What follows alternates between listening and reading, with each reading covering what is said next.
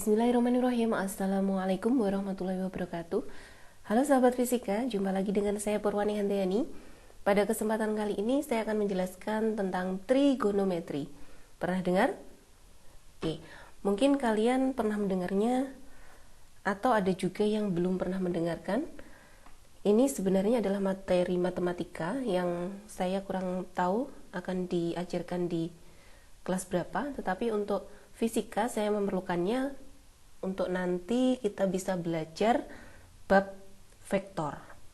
Jadi yang saya terangkan sebatas yang saya butuhkan pada materi vektor. Nah, sebelumnya kita buat kesepakatan terlebih dahulu ya. Seperti apa kesepakatannya?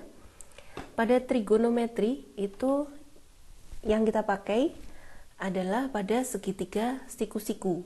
Segitiga siku-siku itu adalah segitiga yang salah satu sudutnya adalah siku-siku atau 90 derajat seperti ini. Nah, misalkan sudut yang kita tinjau yang ini kita beri nama alfa. Nah, kita buat kesepakatan bahwa sisi, ini namanya sisi ya, yang di depan sudut alfa ini namanya sisi depan. Kemudian yang dekat dengan sudut alfa tetapi lebih pendek daripada sisi yang paling panjang, ini namanya sisi samping. Kemudian yang paling panjang kita beri nama sisi miring. Selanjutnya, jika posisi gambarnya saya putar seperti ini, maka ini tanda siku-sikunya. Yang ini adalah sudut alfanya. Ini kita buat kesepakatan, ini adalah depan. Yang dekat dengan alfa itu samping. Yang paling panjang namanya miring. Nah, selanjutnya jika posisinya saya putar lagi seperti ini, maka kita ingat bahwa yang ini adalah siku-sikunya, kemudian sudut yang kita tinjau alfa. Yang ini depan alfa, sisinya adalah kita beri nama depan, kemudian yang ini adalah samping, yang paling panjang namanya miring. Nah, pada trigonometri kita bahas 3 rumus. Kita tuliskan sin alfa, bacanya sinus alfa. Itu sama dengan sisi depan dibagi dengan miring. Misalkan yang depan ini kita beri nama Y, yang samping X, yang miring R. Nah, maka depannya ini Y, X, sampingnya R, dan seterusnya ya, sampai sana. Atau bisa kita tulis tidak XYR, bisa juga. Ini depannya kita pakai A, ini B, ini C. Kita pakai ini aja ya. Masalahnya nanti kita ada di koordinat kartesian, nanti akan jadi bingung kalau kita pakai XY. Oke, kita buat A, B, C saja. Nah, depannya berarti sisi A dibagi dengan miringnya adalah C. Biasanya dibuat singkatan, itu depan miring, jadinya demi. Kemudian yang kedua ada kosinus alfa, dituliskan cos alfa. Ini adalah sisi samping dibagi dengan sisi miring. Sampingnya adalah B, kemudian miringnya adalah C. Ini bisa kita singkat untuk menghafalkan ya. Bisa kita singkat menjadi sami. Kemudian yang ketiga ada tangen alfa atau tan alfa, atau bisa juga dituliskan TG alfa ya. Ini sama. Tapi saya biasanya pakai tan alfa. Nah, yang ini adalah depan dibagi dengan samping. Kalau kita tuliskan A per B atau bisa disingkat desa. Sin demi kos sami tan desa. Nah, seperti itu. Selanjutnya ada sudut istimewa yaitu 37 derajat dan 53 derajat. Mengapa istimewa? Ini jika kita menggambarkan segitiga ya, kita ukur sedemikian rupa sehingga ininya misalkan 3 satuan, kemudian yang agak panjang ini 4 satuan, maka dengan menggunakan triple Pythagoras, panjangnya ini, sisi yang paling panjang pasti 5. Oke. Nah, siku-sikunya di sini. Ini kalau kita ukur sudutnya, sudut yang di depan sisi 3 yang lebih pendek, ini kalau kita ukur 37, sekian derajat. Nah, komanya sangat kecil sehingga bisa kita bulatkan jadi 37. Kemudian yang besar, jika kita ukur pakai busur, maka ini yang depannya sisi 4 ya, maka ini adalah 53 derajat. Ini hasil pembulatan, tapi biasanya kurang lebih seperti itu. Jadi saya ulangi lagi, sudut istimewa 37 derajat dan 53 derajat seperti ini. Bagaimana maksudnya? Jika nanti diketahui, misalkan di soal, nilai sin alfanya itu adalah 3/5, maka berapa sudutnya?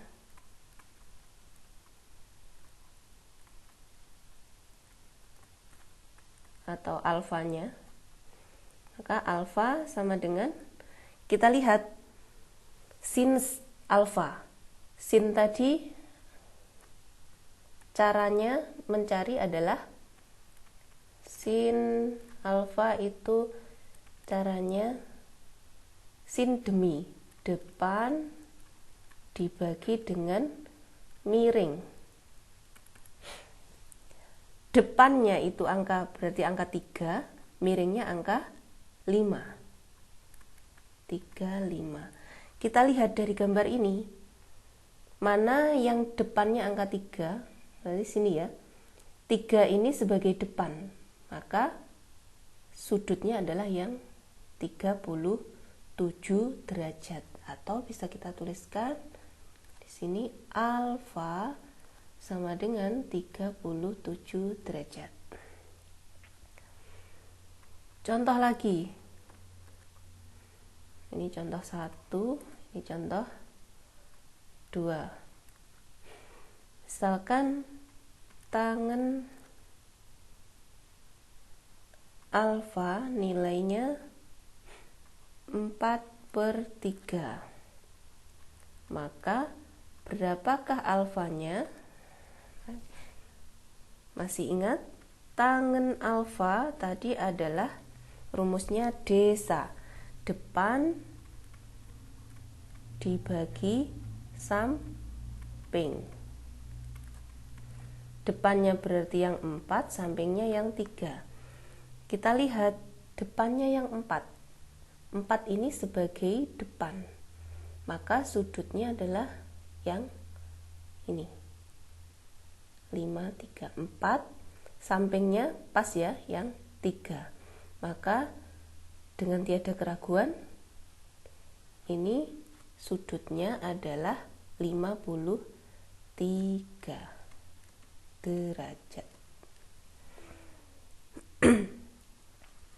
Ini kalau kita konversi ke desimal, ini sama dengan 0,6 ya. Kalau begitu untuk sudut 37 derajat, nilai cosnya berapa ya? Nah, cos 37 derajat, cos tadi samping dibagi miring. Kita lihat 30 derajat di sini, sampingnya berarti nih 4 ya, sampingnya 4, miringnya adalah 5, atau bisa kita tulis 0,8. Nilai tannya, tan 37 derajat, tangen itu adalah depan dibagi dengan samping, desa. Jadi depannya angka 37 derajat adalah 3, kemudian sampingnya adalah 4. Nah, kalau kita perhatikan, bisa kita tulis ulang ya di sini untuk 37 derajat.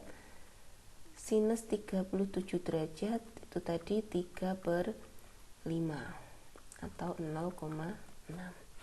Untuk yang 53 derajat, nilai sin 53 derajat, yang kita perhatikan angka 53 ini, sinus itu depan dibagi miring, berarti 4/5. Sedangkan cos 53 derajat itu cos itu samping dibagi dengan miring, 3/5. Sedangkan satunya tan 53 derajat, tangen itu depan dibagi samping, yaitu 4/3. Oke, kalau kita perhatikan, sinus 37 derajat itu 3/5. Sedangkan di sini pada angka 53 derajat yang nilainya 3/5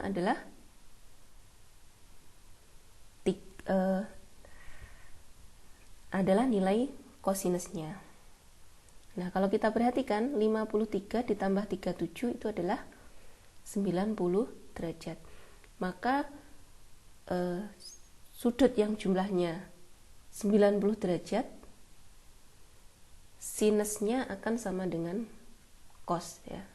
Kita perhatikan 37 derajat ditambah 53 derajat itu kan 90 derajat.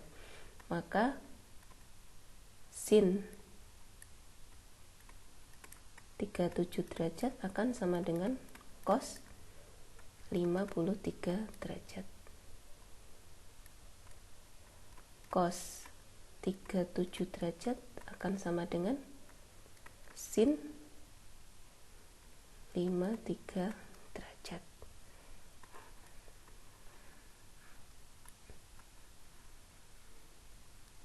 Oke, kita lanjutkan.